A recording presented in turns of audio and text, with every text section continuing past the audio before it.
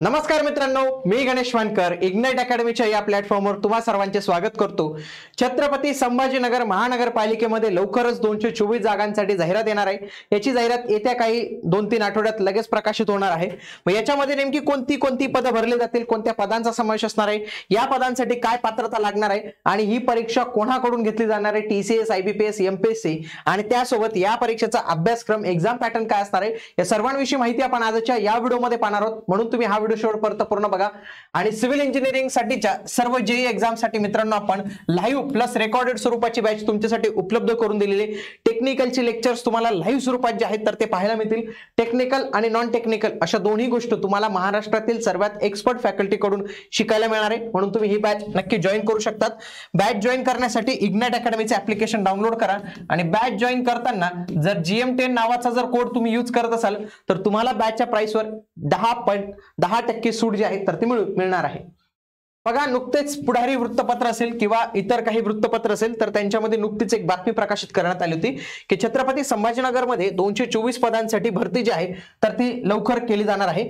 आणि याच्यामध्ये बातमी पण होती बघा, बिंदू नियमावलीला मंजुरी, निवडणुकी आधी प्रक्रिया पूर्ण करण्याची तयारी।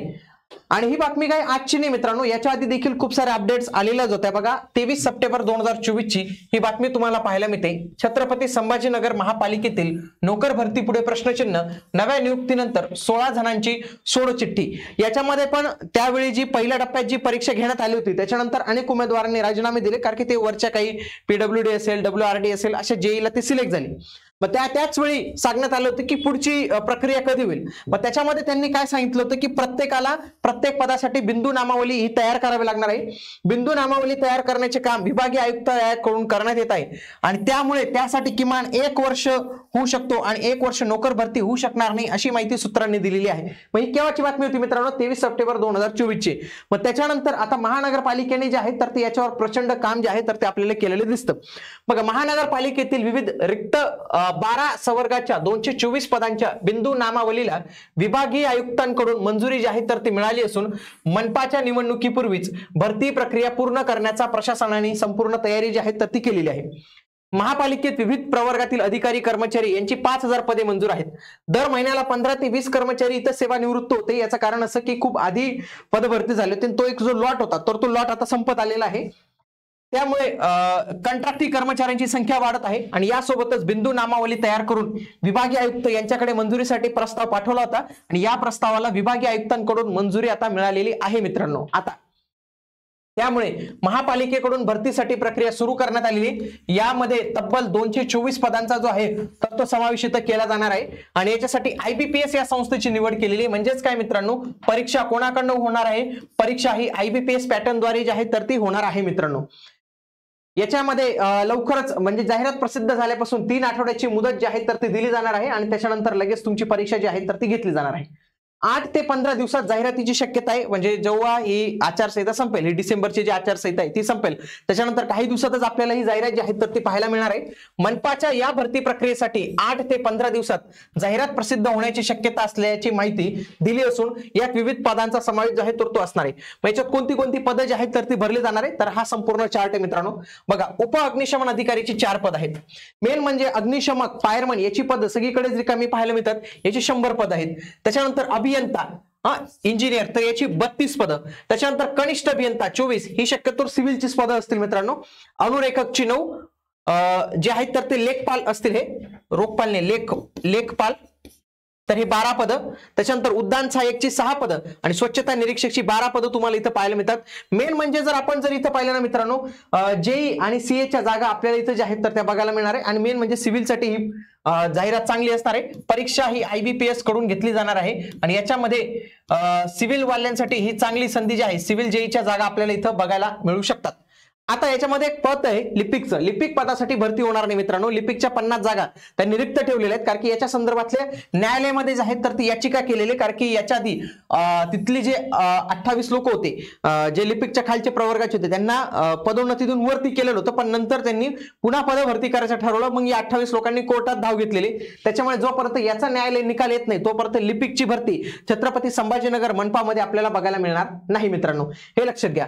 अशाच पद्धतीने 2023 मध्ये पण जाहिरात आलेली होती मित्रांनो. या 2023 मध्ये जेई सिव्हिलच्या 26 जागा होत्या, जेई मेकॅनिकलच्या 7, जेई इलेक्ट्रिकलच्या 10, त्याच्यानंतर ऑडिटर ऑफ अकाउंटची 1, अकाउंटंटची 2, इलेक्ट्रिकल सुपरवायझर 3, सीएच्या 13 जागा, सॅनिटेशन इन्स्पेक्टरच्या 7 जागा आणि लाईव्ह स्टॉक सुपरवायझरच्या 2. तर अशा 114 जागांसाठी ही भरती प्रक्रिया राबवण्यात आली होती.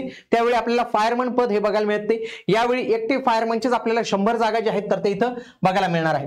पात्रता काय असणार आहे बघा, जेई सिव्हिलसाठी इथं पात्रता काय असणार आहे की अभियांत्रिकीची तर पदवी सांगितलेली, तर पदविका ज्या आहेत तर त्यांनी इथं एलिजिबल केलेली नाही आपल्याला दिसतं. पण येणाऱ्या जाहिरातीमध्ये पदवी आहे, डिग्री आहे, डिप्लोमा काय चालतं तर ते सगळं आपल्याला आलेल्या जाहिरातीमध्ये पाहायला मिळेल. इथं कुठल्याही पद्धतीचा एक्सपिरियन्स आहे तर तो मागितला गेलेला नाही. पण मागच्या ज्या जाहिरातीमध्ये जे ना मित्रांनो इथं पदवी याचा उल्लेख केलेला होता. डिप्लोमा वाल्याला एलिजिबल करता का नाही तर ते येणाऱ्या कालावधीत आपल्याला पाहायला मिळेल. त्याच्यानंतर इथं जे आपलं सीएचं पद होतं ना मित्रांनो, तो स्थापत्य अभियांत्रिकी सहाय्यक, इथं सिव्हिलची फक्त डिप्लोमा वाल्यांना एलिजिबल केलं होतं. त्यासोबतच ITI जे आहेत तर ते बघा, औद्योगिक प्रशासन संस्थेचा स्थापत्य अभियांत्रिकी सहाय्यकाचा पाठ्यक्रम ज्यांनी केला असेल तर त्यांना देखील त्यांनी जे आहेत तर ते इथं एलिजिबल जे आहेत तर ते केलेलं होतं. त्याच्यानंतर अग्निशमनसाठी ही पात्रता आहे, पण आपल्या फक्त इंजिनिअरिंग साठीच बघतोय. 18, 38 आणि 43 ही वयाची अट आहे, ते तुम्हाला माहितीच असते सगळ्यांनाच. एक्झाम पॅटर्न मध्ये जर आपण पाहिलं, सिव्हिलचा एक्झाम पॅटर्न पाहिला तर हा 60-40चा आहे मित्रांनो. 60 मार्क तुमचे कशाला आहेत, नॉन टेकला आहेत आणि 40 मार्कांचं तुमचं टेक्निकल आहे. याच्यामध्ये 15 प्रश्न मराठीचे, 15 प्रश्न इंग्रजीचे, 15 प्रश्न जीकेचे आणि 15 प्रश्न रिझनिंगचे. यांचा लेवल ही 12वी लेवलचा होता आणि बाकी तुमचं टेक्निकल हे पदवी लेवलचं असेल मित्रांनो. हा 60-40चा पॅटर्न आहे. 2 तास एवढा वेळ जो आहे तर तो तुम्हाला इथं देण्यात आलेला होता. आता यावेळी मात्र सेक्शनल टायमिंग जो आहे तो देखील IBPS कडून इंट्रोड्यूस आपल्याला झालेला दिसू शकतो. सीए ला पण त्याच पद्धतीचा एक्झाम पॅटर्न जो आहे तर तो आपल्याला पाहायला मिळतो. सीए साठीचा पण आपण एक्झाम गाईड जे आहे तर ते आपण लॉन्च केलेले मित्रांनो. हे अतिशय छान पुस्तक आहे. टॉपिक वाईज, सब्जेक्ट वाईज सगळ्या काही गोष्टी तुम्हाला दिलेल्या आहेत आणि नॉन टेक साठी TCS IBPS ची तयारी करण्यासाठीच आपलं हे 4600 प्रश्नांचं पुस्तक आहे की ज्याच्यामधून तुमचे PYQ व्यवस्थित पद्धतीने सॉल्व्ह होतील. म्हणून तुम्ही हे पुस्तक जे आहे तर ते आपल्या इग्नाइट अकॅडमीच्या ऍप्लिकेशनवरून ऑर्डर करू शकतात किंवा नजीकच्या बुक स्टोअरला भेट देऊन देखील हे मागू शकतात. छत्रपती संभाजीनगर संदर्भात जे काही अपडेट्स येतील तुम्हाला आपल्या या चॅनलवर पाहायला मिळणार आहे, म्हणून तुम्ही या चॅनलला आजच जॉईन करून ठेवा. भेटूया आता आपण पुढील व्हिडिओमध्ये. तोपर्यंत जय हिंद, जय महाराष्ट्र, धन्यवाद.